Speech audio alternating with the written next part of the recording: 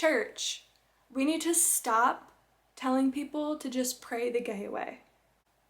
Hello guys, welcome and welcome back to my channel. Today we are going to be reacting to Colton Underwood's I'm Gay coming out of the closet. And this is going to be a little bit of a twist as a Christian reaction, but you guys are going to be surprised with what I'm going to say. So this is just gonna be right into it.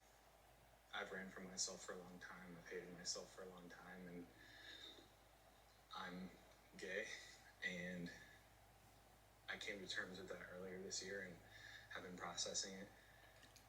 So I want to stop this right here because I want to go over something. He said that he's hated himself for a long time, and a lot of people, especially in religious groups, whenever certain people come out about different things that they feel like they are going to be judged for or ostracized for, they end up feeling like they're alone, and they end up hating themselves because of these issues, these sin issues that as a church we kind of like attack people on because we're so afraid that these groups of people are going to go to hell. That's what it comes down to. We're so afraid that hell is real and that we don't want these people to burn in hell, and they're sinning against God, so we don't want them to be gay so that they don't burn in hell. But guess what, you guys? And I'm probably going to lose a lot of my following for me saying this, and that's fine because I've been reconstructing and learning the Bible from an academic perspective ever since I've gotten saved.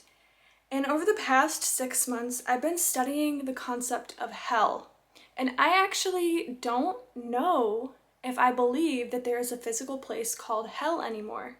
There is a whole video that I'll do on that topic alone, because the main point behind this is we try to get our beliefs onto people because we're so afraid of hell. We'll just say, for instance, which I don't really know if I believe in hell anymore because of the theology that I've been learning, because of the historical text that I've been learning, the original scriptures, the original language, just all this stuff that, again, I'll do a different video on.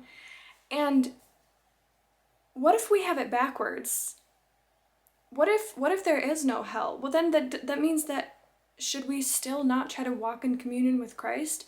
No, of course we should. We should be pursuing God 100% wholeheartedly. But we can't be ostracizing people along the way and making them feel like pieces of crap because of things that they don't have control over.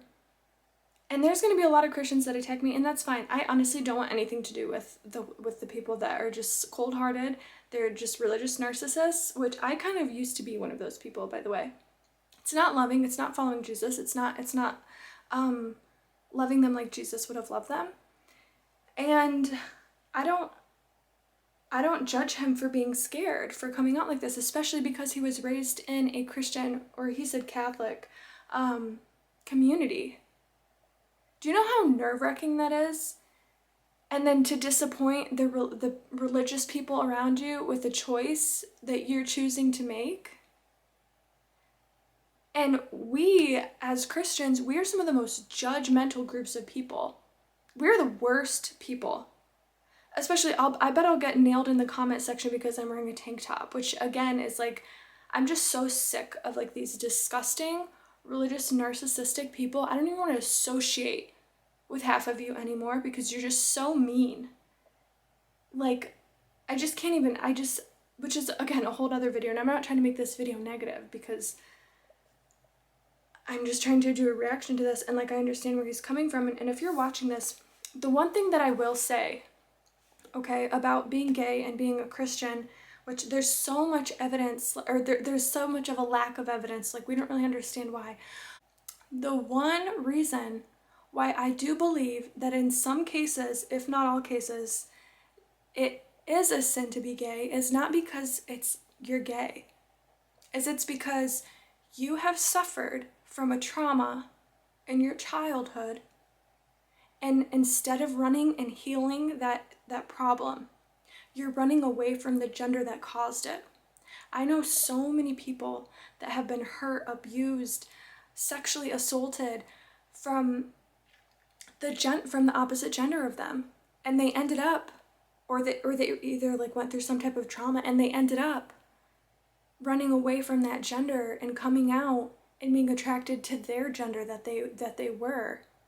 And I think sometimes it has nothing to do with actually being gay, and it has everything to do with you're running away from the gender that hurt you, and you feel safe with the other gender because subconsciously I'm thinking, like, I'm just going to use myself for an example, like subconsciously, because I have been assaulted and, you know, I'm not a lesbian, but I can understand like how some women that have been so abused by men and so hurt by men would literally want nothing to do with them, and they would want to be with a woman. Again, I'm not sexually attracted to women like that. Like, I don't want to be with a woman, but I can understand like the trauma that goes into those decisions that they make and the outcome because of that.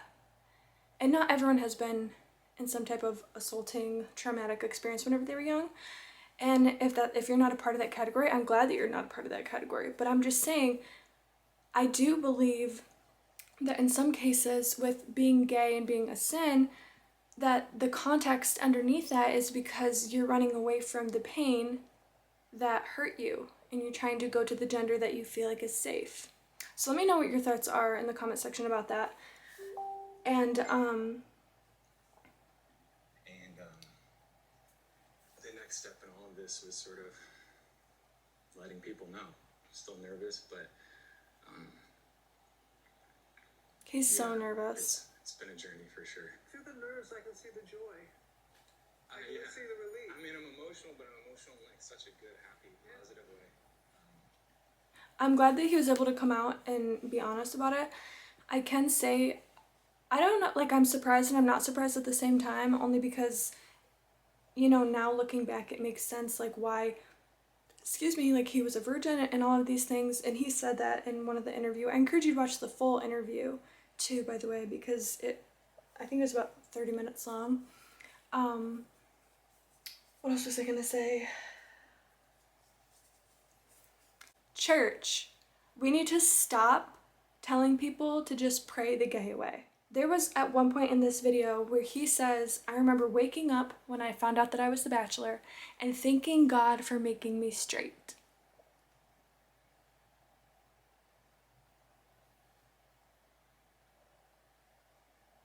It's so funny because I used to more or less be a Christian that, you know, I believed being gay was a sin, and I believed, you know, it is a sin, and I believed they were going to hell if they were gay, and all that stuff. And one of the most important pieces of information that I've come to understand is you're not responsible for someone else's actions. And you're not allowed to judge them for the choices that they decide to make in this lifetime.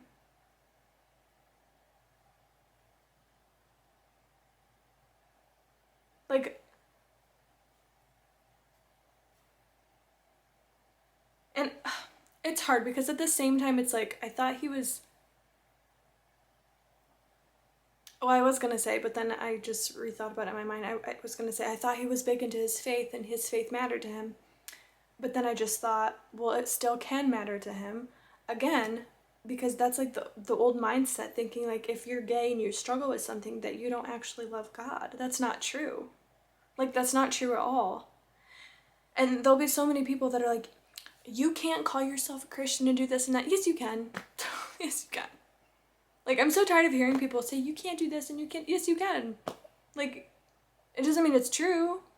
But you can. You can call yourself this, and you can do this, this, and this, and you can still call yourself, because people do it all the time. So anyways, I'm not surprised, but I am at the same time. I think as a church we need to do better in offering acceptance. It doesn't mean that you have to agree. It doesn't mean that you have to be gay. Like, I know it's like a big thing to, I guess, understand, but you don't even have to understand it. I don't know. Now I'm just babbling, but basically, long story short, let's be kind to each other and be there for the people that we need to. And if someone comes out in your life, like, don't shun them to hell for it. Don't cast judgment on them. Like, that's not your part to do. Like, don't be a crappy person. Like, I'm sorry. Like, don't be mean. Don't be. And a lot of a lot of Christians will use this slogan, and I used to do this. We'll be like, it's because we love you. It's because we don't, it's like, that, it's like, I don't know. I'm like going through this theology rewind and this whole academic rewind, and there's some things that I don't know I necessarily agree with anymore that I did years ago. And I don't know, I'm in the reconstruction process of that.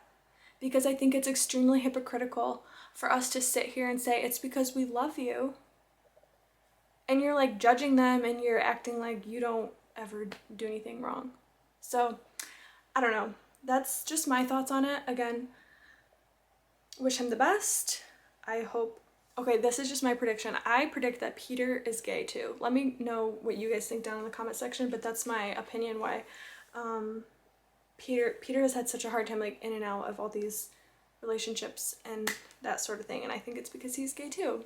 So let me know what your thoughts are, and I hope you guys have a great rest of your day, and remember to act in love and kindness to everyone that you meet, and I'll talk to you guys later. Bye!